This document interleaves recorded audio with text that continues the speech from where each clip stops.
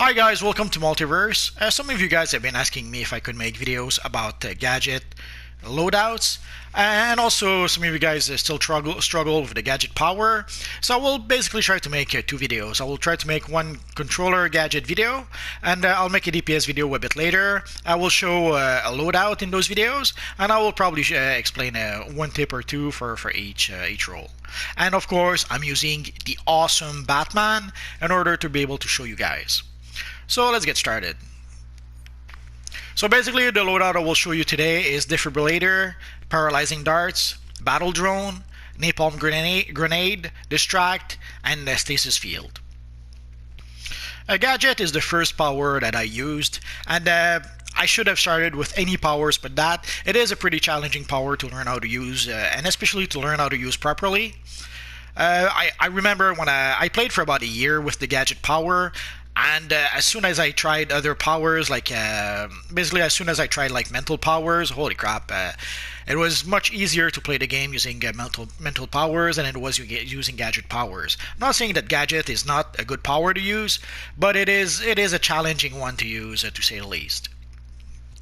So if you're playing as a controller, you're going to want a few things. You're going to want to have a group power heal, which is in this case Defibrillator. You're going to want to have a controller debuff. Actually, you're going to want to have three controller debuffs. There's a damage debuff, there's a healing debuff, and there's a defense debuff. So basically, debuffs, what it means is that it lowers the opponent's abilities. In this case, it will lower the amount of damage that the opponent makes. This will lower the ability to heal of the opponent, and this will lower the defense from the opponent. And also you want to have what is known as a detente ability. Basically when you use an ability like Distract, first Distract acts sort of as a shield, but also it acts in that it detentes your character. Like basically enemies will stop attacking your character, and it will start attacking other targets if there are other targets. If you're by yourself, the enemies will keep on attacking you. It's probably one of the reasons why early on when I started playing DC Universe Online, I didn't understand what was the point of Distract, because I would use it and enemies would still attack me.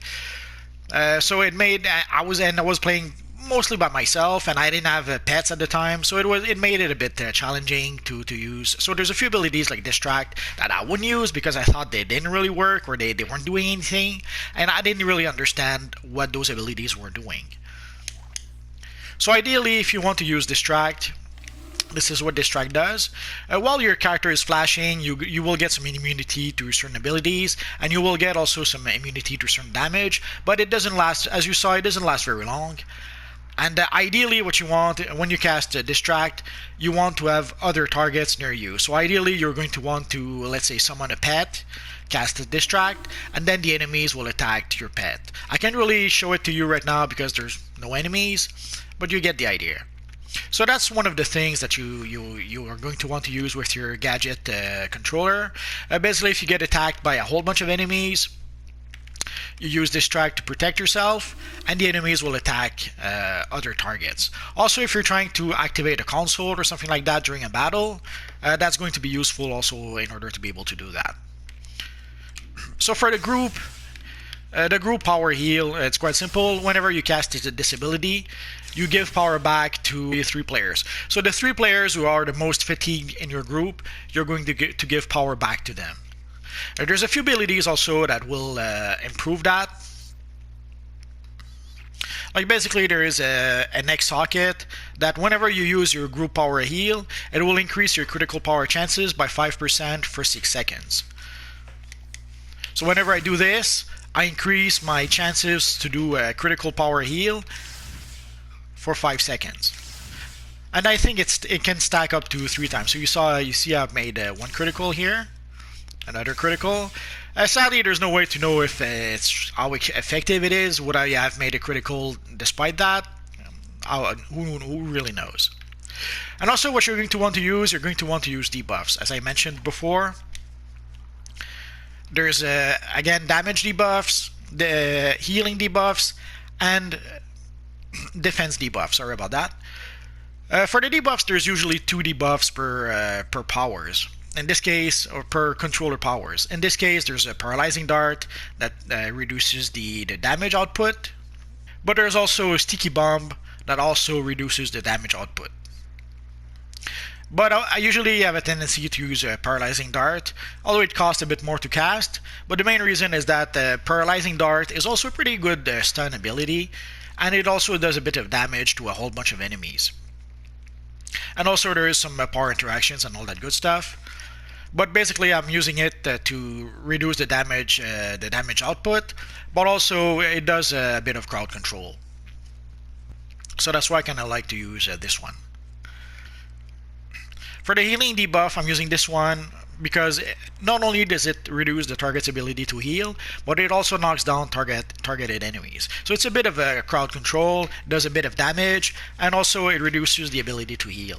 The ability to heal, there is not that many enemies in the game who actually heal themselves.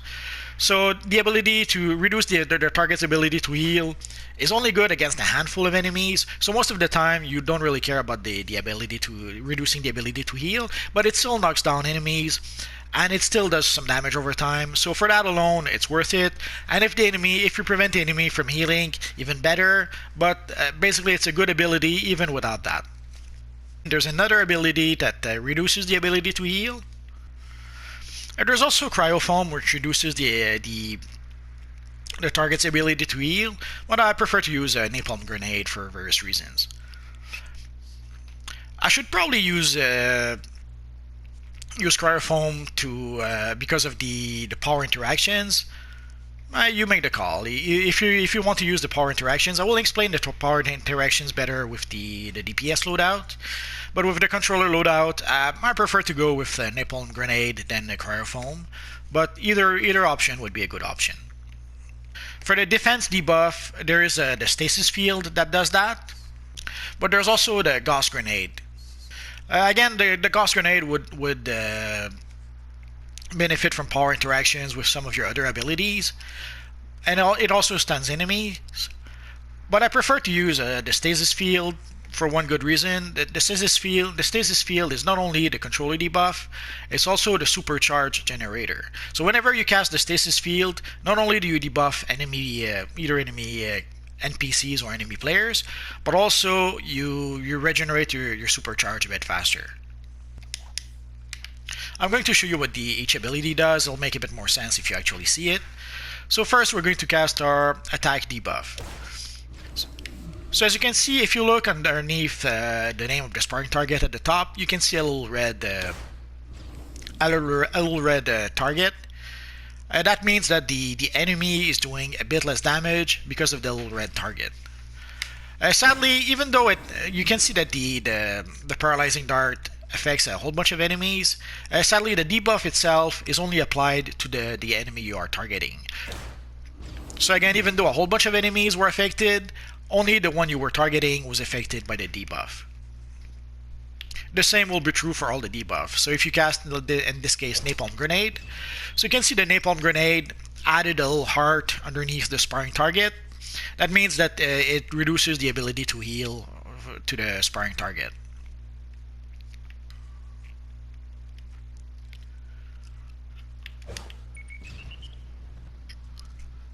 And again, even though it affected a whole bunch of enemies, sadly only the one you were targeting was actually affected by the debuff, as you can see. Only the one you were targeting has the little heart underneath its name. And last but not least, the defense debuff. So you can see the little red shield underneath the sparring target. So that's the defense debuff. And again, if you switch target, you can see that even though a whole bunch of enemies are affected, only the one you are targeting is actually affected by the defense debuff. And of course, you can cast all three debuffs on a single target if you want to. As you can see right now. Right now, all the debuffs are on the target. There's some situations where you don't really need or want to do that. Basically, you're going to go through a lot of power if you keep on doing that. But there are instances where it might be worth it to have all three debuffs. Basically, the debuffs. There's a few artifacts that will benefit from you casting debuffs. So if you have such an artifact, then it might be worth it to keep all 3 debuffs going. You don't have to cast them that often. Usually, debuffs will last for about 12 seconds. So as you can see, it does last quite a bit, so you don't have to keep on casting it. And once it goes down, then sure, then you can cast it again, and then you can do other attack or other abilities until you need to cast the debuffs again. Or you can use your group heal power.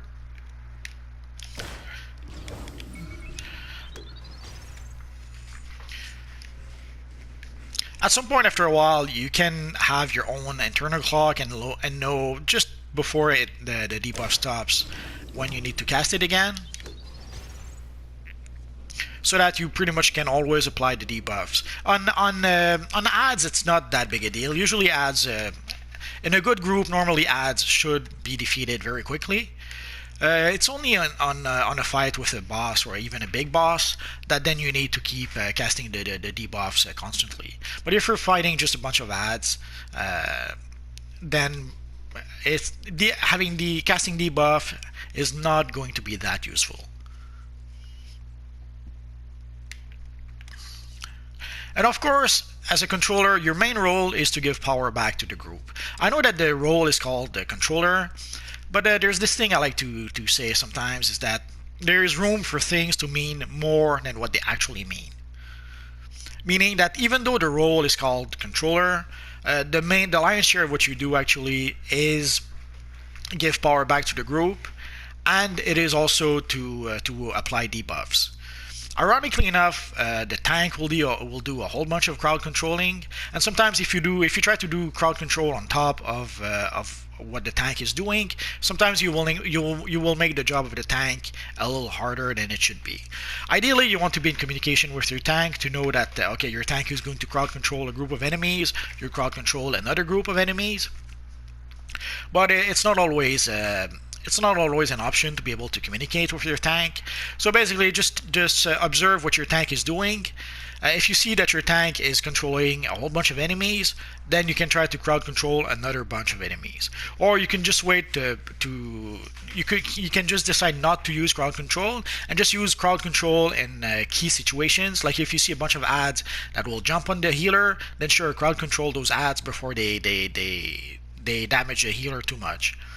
But if you see the tank is doing a good job doing crowd control, then you can just settle with giving power and applying debuffs. Although, as you can see, some of the debuffs are crowd controlled by default. So you have to be a bit careful on where or when you cast those abilities. Ideally, you want to maybe let the tank do the crowd controlling first, and then you cast your crowd control after the tank. And also another thing for your controller is that basically you're giving power. So whenever you see underneath Bat Knight, you see the little green lightning bolt. That's because I'm using here the group power heal.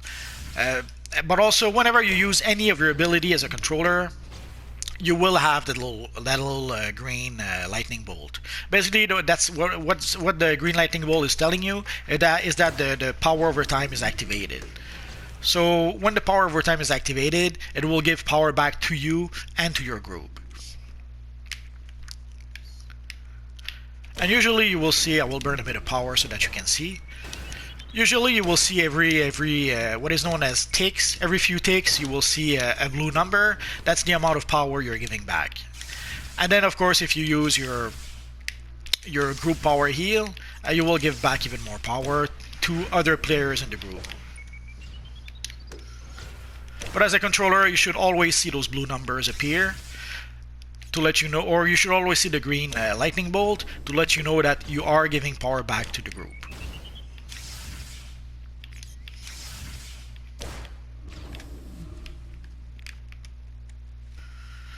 So just a quick recap, Defibrillator will be your group power heal so that you can give power back to the group. And it's also a group weapon buff. Basically, you will give a little attack buff to all your group. The Paralyzing Dart is your controller debuff, and it's the damage debuff. There's the Battle Drone. Oh yeah, I have to show the Battle Drone. The Battle Drone does a few things. First, it is your supercharge, so you have to recharge your supercharge in order to be able to cast it, which is why I like to use the supercharge generator. Your battle drone will be a group power heal, so basically your little drone will give power back to the group. And you can also use it while controlled. Sometimes your character will be held, controlled, paralyzed. You can still use the supercharge in those situations. So as you can see in the description, basically the drone does two things. He assists you in combat, and he restores power over time. And also he can shield the allies and protect them from damage if you are in the controller role. So we have the napalm grenade, which targets, which reduces the target's ability to heal. The distract, which shields you, and also which detaunts you so that enemies will attack other targets. And the stasis field, which reduces enemy defenses, and which is also your supercharge generator. So whenever I use it, it should help regenerate my supercharge. So as you can see now, my supercharge is full. I'm going to be able to cast my my battle drone in just a second. So I will show you what the battle drone does. It's quite simple. It summons a little drone like that, which will help you in battle. As you can see, the drone shielded my character as soon as I summoned it. And it should attack enemies. Oh, it did not attack. I'm so sad.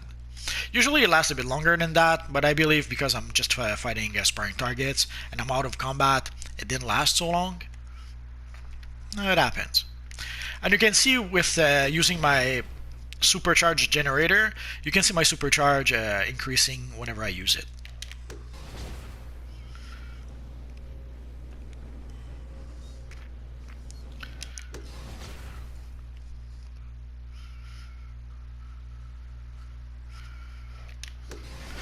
So basically all your abilities will activate the little great lightning bolt, which gives power.